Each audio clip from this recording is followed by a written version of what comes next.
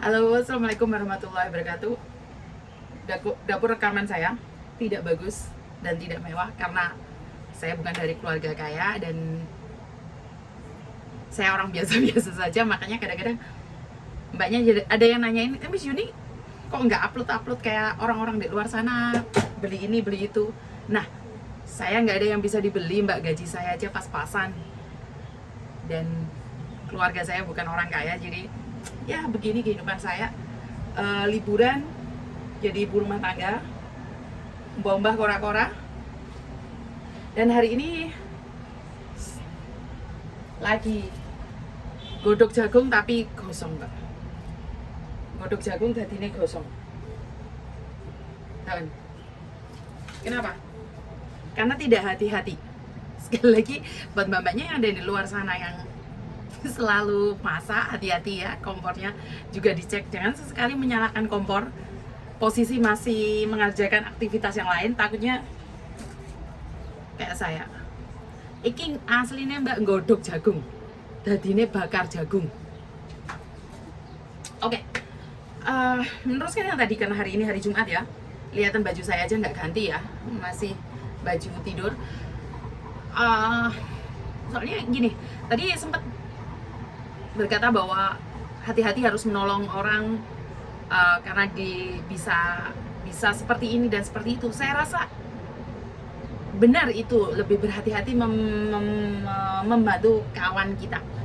Cuman apa yang diceritakan sama mbaknya tadi mengatakan bahwa dia baik-baik saja saat dia membantu mbaknya yang nggak dibukakan pintu itu, dia baik-baik saja. Bahkan dia bilang, Mbak Yuni, saya ingin membersihkan nama saya tidak ada masalah loh Mbak Yuni. Saya itu sama majikan masih baik-baik aja, dan lain kali saya akan muncul bareng sama Mbak Yuni. Terus saya bilang, nggak apa-apa Mbak, tenang aja, semua baik-baik saja dan nggak usah khawatir, nggak usah klarifikasi dulu, tenangan dulu sampai nunggu Iranya keluar dari rumah majikan dulu. Jadi sekali lagi, mbaknya yang membantu upload video sampai viral itu sama sekali tidak ada efeknya ya mbak ya, masih baik-baik saja bekerja dengan rumah majikan, majikan juga baik. Bahkan mbaknya yang bantu ini, satu, dia buang tenaga, buang waktunya, bahkan buang uang. Kenapa? Nganterin mbaknya ini ke sana ke sini, bahkan harus kirim surat ke imigrasi, itu pakai uangnya dia. Jadi sekali lagi saya ucapkan terima kasih buat mbaknya yang sudah membantu memviralkan kasus yang nggak dibukain pintu kemarin. Jadi saya berterima kasih sekali karena Anda melakukan atas dasar kepedulian dan juga karena sama-sama Ponorogonya. Jadi buat warga Ponorogo, saya bangga terhadap Anda. Anda orang-orang hebat, Anda mampu memberikan bantuan tanpa mengharapkan imbalan. Kenapa saya mengatakan seperti itu, tanpa imbalan? Karena dia melakukan dengan sangat hati-hati. Bahkan dia bilang, saya tidak ingin terkenal, saya tidak ingin diviralkan, cuman saya ingin klarifikasi saya bahwa saya baik-baik saja. Itu yang dikatakan sama mbaknya yang membantu, yang telah menolong salah satu mbaknya yang nggak dibukakan pintu ya. Dan sekali lagi, saya menyarankan buat mbaknya yang di luar sana, lebih berhati-hati menolong teman. Tapi kalau memang teman membutuhkan, jangan segan-segan untuk mengulurkan tangan. Dan sekarang ini akhir-akhir ini, saya tahu banyak video-video viral. Bahkan saya sendiri tidak menuntut seseorang untuk ikut saya ya, atau follow saya, atau bahkan kalau ada anak-anak yang menanyakan tentang satu kasus, saya tidak pernah bilang cek di Facebook saya, cek di YouTube saya. Kenapa? Karena satu kasus itu beda-beda kasus. Saya lebih suka mendengarkan mereka. Kalau kamu disuguhin dengan YouTube ataupun dengan Facebook, otomatis kan mbaknya yang nanyain itu, karena pertanyaan komplit banget ya mbak ya. Karena saat mbaknya nanyain sesuatu, aku jawab, pertanyaannya lain lagi. Setelah aku jawab lagi, lain lagi. Jadi kenapa kadang-kadang sampai saya libur, posisi saya sakit, kenapa saya juga mendengarkan telepon? Karena saya memang the first priority itu anak-anaknya Bandung. Kalau bukan anaknya Bandung, saya tetap mendengarkan. Sekali lagi, bukan saya tidak mendengarkan, saya tetap mendengarkan. Cuman saya akan berkata bahwa mbak, aku hari ini sakit, mbak, aku hari ini libur, boleh nggak besok telepon aku? Jadi saya pribadi tidak ada masalah kalau saya libur, cuman saya kadang-kadang jarang buka WhatsApp. Saya kalau libur saya pingin main Facebook ya Mbak ya. Jadi jangan salahkan saya kalau pas Mbaknya SMS saya tidak balas, atau Mbaknya sedikit kurang suka karena selalu online tapi nggak balas SMS ku. Jadi kadang-kadang saya nggak ngeliat, kadang-kadang saya udah buka mau balas lupa. Jadi sekali lagi ingetin saya, jangan lelah Mbak, kok nggak dibalas SMS ku, kamu mau nanya lagi aja dan saya akan tetap balas. Kenapa? Kalau SMS, kenapa sekarang di Bandung itu SMS-nya aku suruh masuk ke Mas Sandro? Karena saya tidak mampu untuk balesin SMS sebanyak itu Mbak, karena ribuan SMS masuk di saya. Dan sekali lagi saya mementingkan anak saya dulu. Setelah saya bisa merangkul anak-anak saya dulu, saya baru merangkul anak-anak lain, karena anak-anak lain dia masih tanggung jawab sama agent lain. Jadi saya tidak bisa mengatakan bahwa saya harus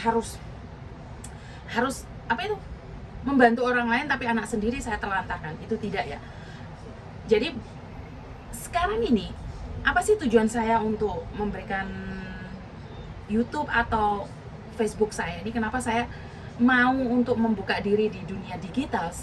Ini karena dukungan Mas Sandro sama Mbak Kontri ya. Sekali lagi saya sebenarnya tidak ingin eksis dimanapun, saya tidak ingin terkenal dimanapun.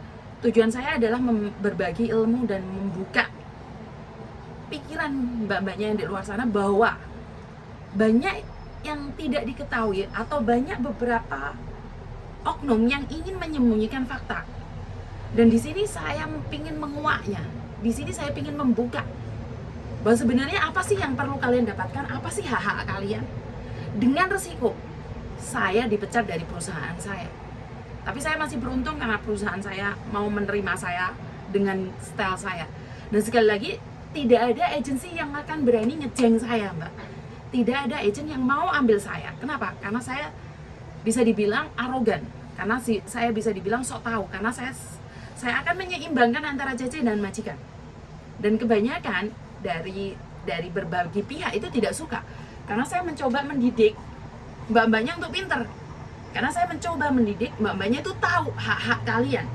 Bahkan salah satu orang, 2, 3, 4 orang deh, bukan salah satu orang, itu langsung inbox saya atau WhatsApp saya mengatakan yang jelek tentang saya, ngomong yang enggak tentang saya, mengatakan bahwa saya sok pinter, sok tahu, dan cari muka, bahkan cari viewer. Saya sekali lagi, Anda lihat Facebook saya, Anda lihat YouTube saya bersyukur alhamdulillah. Kalau nggak lihat, saya juga nggak rugi, karena ini buat mbak yang membutuhkan. Kalau Anda tidak membutuhkan, ya namanya orang nggak membutuhkan. Tapi jangan melarang orang lain untuk tahu informasi. Sekali lagi, jangan pernah melarang orang lain untuk membuka informasi yang seharusnya mereka tahu. Dan ini yang sering terjadi ya. Kita agent di Hong Kong sini, kalau mbak-mbaknya dapat surat dari bandara itu, dari labor department, agent selalu ngambil. Kenapa di agent saya pribadi saya tidak pernah mau ngambil itu. Kenapa? Itu sebenarnya bagus. Kalau mbaknya tahu aturan-aturan, setidaknya mbaknya harus speak up. Tapi bukan berarti mbaknya tak suruh pokcoy ya. Ingat, di sini saya ingin bilang bahwa kalian harus mampu beradaptasi. Seperti yang kemarin saya katakan bahwa mbaknya itu suka teleponan saat masak, suka berani sama majikan, suka bantah. Nah, itu beda lagi kasusnya. Pinter bukan berarti minterin ya. Di sini saya ingin bilang pinter bukan berarti harus minterin. Saya cuma ingin berbagi informasi, mengatakan di tempat yang sesuai, dengan waktu yang sesuai. Jadi jangan mentang-mentang udah pinter kok coy. Tidak, saya tidak advice ini ya. Jadi ntar dibilangnya nurutin omongannya Mbak Yuni di interminute. Bukan saya yang di interminute. Yang butuh libur Anda, yang butuh long service Anda, harusnya Anda ngomong. Seharusnya Anda sendiri yang ngomong. Kalau Anda nggak bisa ngomong, butuh bantuan saya akan membantu. Tapi setidaknya Anda harus ngomong dulu. Kalau Anda aja tidak ngomong, gimana saya bisa membantu? Jadi saya agent cuma perantara aja Mbak. Kalau kalian sudah tidak mampu berbicara, kalau kalian sudah tidak mampu berkomunikasi, maka saya akan turun tangan. Tapi bukan dikit-dikit Yuni Cece, dikit-dikit Yuni Cece, bukan. Kalau gitu kalian mengandalkan saya. Gimana kalau saya sudah tidak bekerja di agent lagi? Gimana kalau suatu hari saya dipecat? Gimana kalau suatu hari saya tidak bekerja di agent dan saya sakit, tidak bisa melaksanakan tugas saya? Berarti kalian berharap penuh pada saya. itu salah. Harapan penuh ada di kalian sendiri. Jadi tidak ada yang bisa membantu kalian keluar dari belenggu itu kecuali kalian. Jadi di sini saya ingin bilang, kalian orang hebat, kalian orang sukses kalau kalian mau berusaha. Apapun yang Anda pegang di tangan Anda itu hak Anda untuk meneruskannya. Mau dijadikan apa? Tapi kalau Anda selalu bilang, biarin Mbak Yuni saya ikhlas, ya apalagi saya lebih ikhlas lagi karena saya tidak usah diganggu terlalu banyak.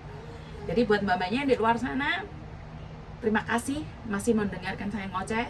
Terima kasih selalu update ke saya, karena saya orang gaptek, saya tidak tahu tentang informasi yang lebih banyak lagi. Kadang-kadang saya telat ngasih informasi.